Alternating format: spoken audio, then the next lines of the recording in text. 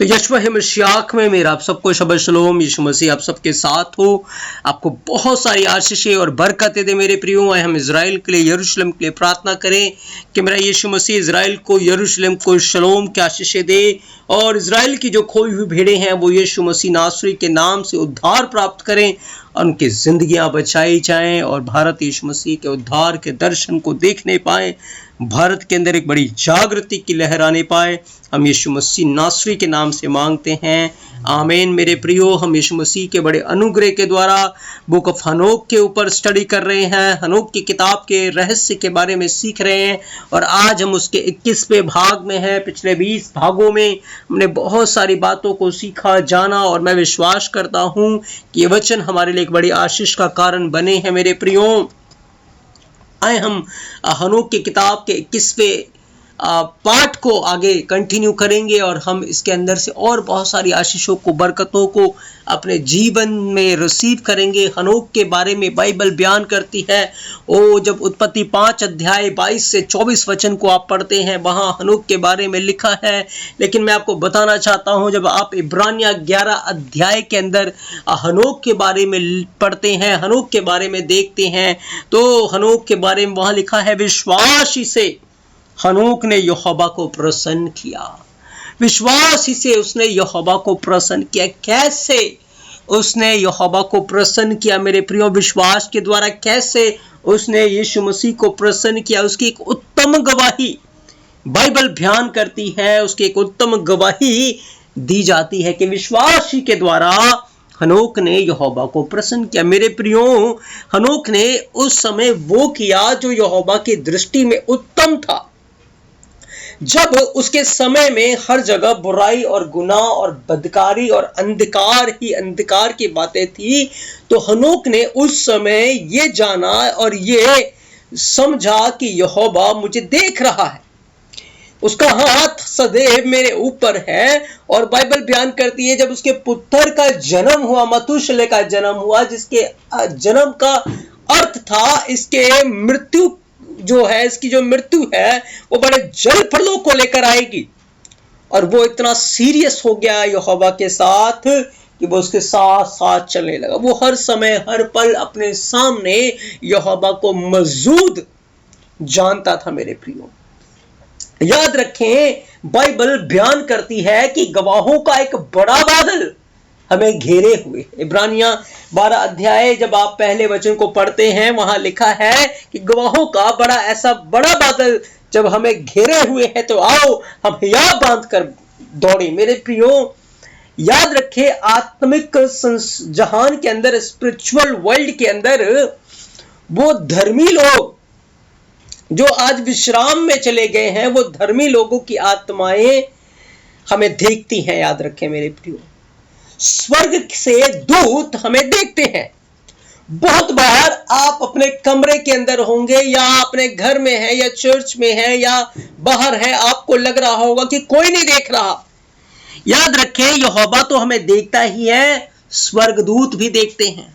वो धर्मी आत्माएं जो चली गई हैं वो भी, याद रखें, हमें देखती है। मेरे प्रियो, तभी इब्रानिया 12 अध्याय पहला वचन लिखा, गवाहों का ऐसा बड़ा बादल, क्योंकि जो बादल हैं वो गवाहों का रूप ले लेते हैं, वो यीशु की महिमा में तब्दील हो जाते हैं। मेरे प्रियो, क्योंकि बाइबल बयान करती है कि यीशु मसीह की गवाह जो है वो महिमा का रूप ले लेते, क्योंकि बादल जो है उसकी महिमा को दिखाते हैं। मेरे प्रियो, तो गवाहों का ऐसा बड़ा बादल हमें घेरे हुए हैं। धर्मी लोगों की आत्माएं आपको देखती हैं, स्वर्गदूत आपको देखते हैं और स्वर्ग का एलोहिम यहोवा भी आपको देखता है कि आप क्या कर रहे हैं। मेरे प्रियो, बहुत बार हम अपने जीवन में ये भूल जाते हैं कि हम क्या कर रहे हैं, लेकिन याद रखिए उसका नाम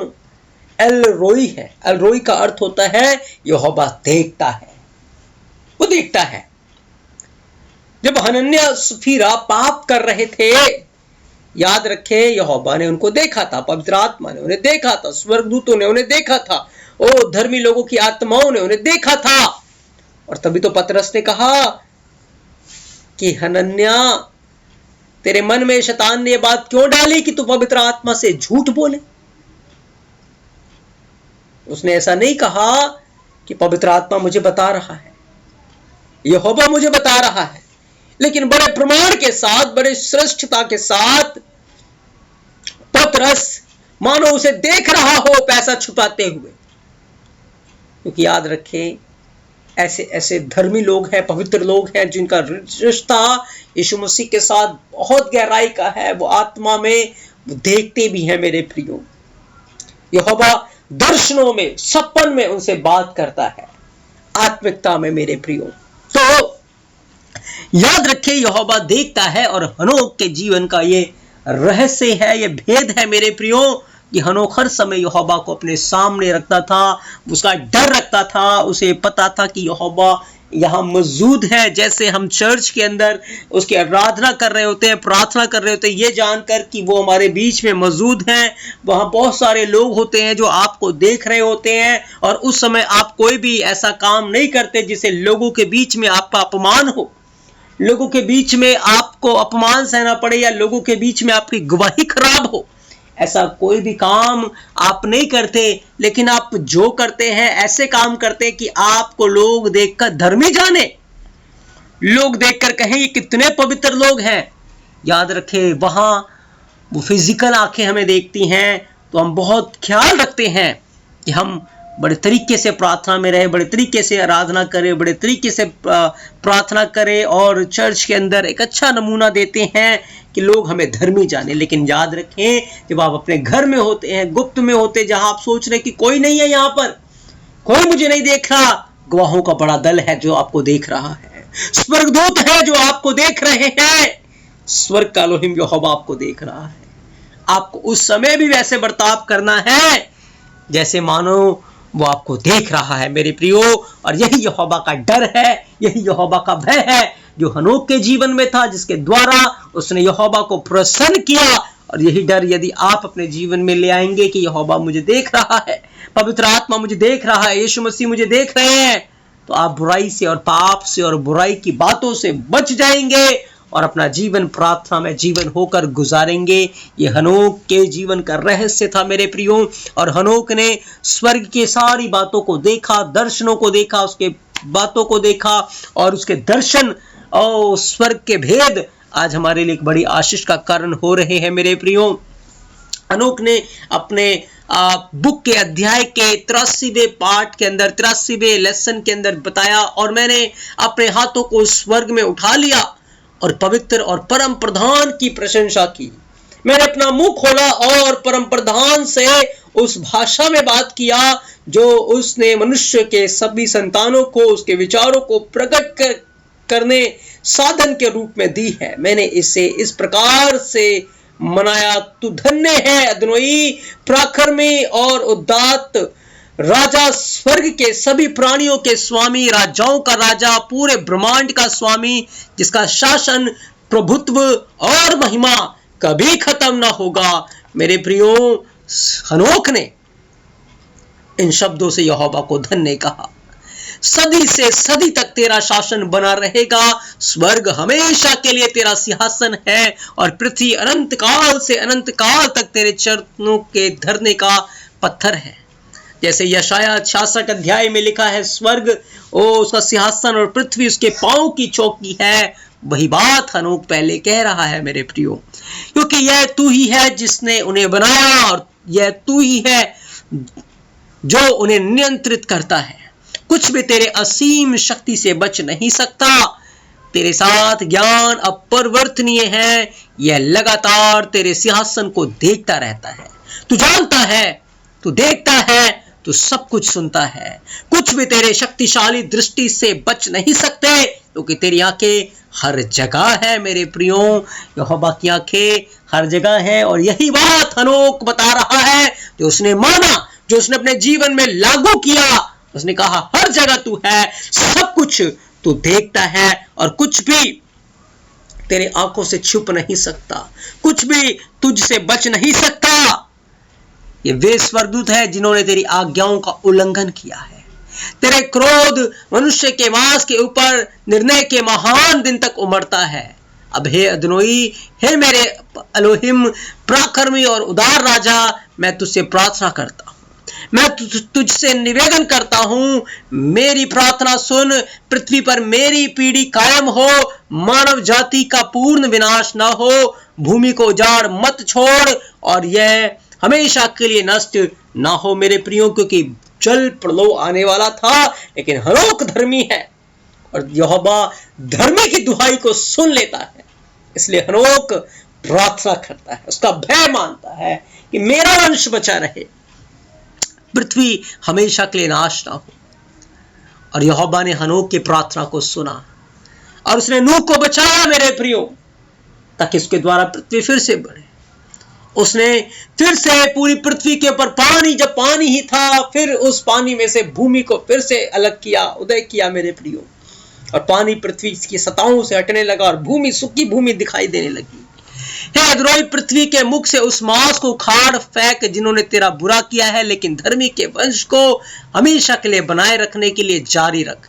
हे अद्रोही, अपने सेवक से मुंह न मोड़। ये हनोक की प्रार्थना थी मेरे प्रियो, जो कि उसने स्वर्ग में यहोवा का बड़ा भय मानते हुए किया था, और उसने हर समय यहोवा को अपने सामने रखा, यीशु मसीह को अपने सामने रखा, उसका डर, उसका भय वो मानता रहा। वो जानता था कि उसकी आंखें मुझे देखती हैं, पवित्र स्वर्गदूत मुझे देखते, गवाहों का बड़ा दल मुझे देखता है, मेरा पिता आदम मुझे देखता है, ओ शेत मुझे देखता है, वो देखते हैं मेरे प्रियो। उसने हमेशा इस बात को जाना और बुराई से परे रहा, और उसने ऐसा जीवन जिया जिसे यहोवा प्रसन्न था। और बाइबल बयान करती है उसने मृत्यु को नहीं देखा, वो जीवित स्वर्ग को उठा लिया गया। ये हनोक की अद्भुत प्रार्थना, और इस प्रार्थना का उत्तर आया जिसके वसीले से आज हम इस पृथ्वी के ऊपर हैं। अगर वो ये प्रार्थना और वो उसकी प्रार्थना ना होती, और मेरे प्रियो यहोवा का हृदय अगर उसने सारी पृथ्वी को नाश किया होता, तो आज हम यहां ना होते। पर उसका बड़ा अनुग्रह, बड़ी दया है कि उसने अब तक हमें संभाला है, बचा के रखा है, क्योंकि वो दया से भरा हुआ है, वो करुणा निधान है मेरे प्रियो, वो दयावंत है। इसलिए आए अपने जीवनों में हनोक के इन बातों से अपने जीवन में हम ठाने कि हम हर समय यहोवा को अपने सम्मुख जानकर, यीशु मसीह को अपने साथ जानकर, क्योंकि उसने कहा देखो मैं युगों के अंत तक सर्वदा तुम्हारे साथ हूं। जब हम परिस्थितियों में होते हैं, समस्याओं में होते हैं, कष्ट में होते हैं, दुखों में होते हैं, तब हम अंगीकार करते हैं यीशु मसीह मेरे साथ है। लेकिन जब आप बुराई कर रहे होते हैं, पाप कर रहे होते हैं, चुगली कर रहे होते हैं, निंदा कर रहे होते हैं, तब हम क्यों भूल जाते हैं यीशु मसीह साथ है, और वो हमारी बुराई के कामों को स्वर्गदूत किताब में नोट कर रहे हैं। हम क्यों भूल जाते हैं मेरे प्रियो? आखिरी दिन न्याय की किताब खुलेगी, सब कुछ उसके न्याय सिंहासन के सामने होगा। इसलिए उसका भय अपने जीवन में रखे, यहोवा को अपने सम्मुख उपस्थित जानकर चले, और सब प्रकार की बुराई से बचे रहे, और आप धर्मी बनकर उसके राज्य में तारों की मानद चमकने पाए। मेरा यीशु मसीह अपने इस पवित्र वचन के द्वारा आप सबके साथ हो, आपको बहुत सारी आशीषें और बरकतें दे मेरे प्रियो। अगले भाग में हम और हनोक के जीवन के बारे में बहुत सारी बातों को सीखकर यीशु मसीह की महिमा और स्तुति करेंगे मेरे प्रियो। आमेन, आमेन।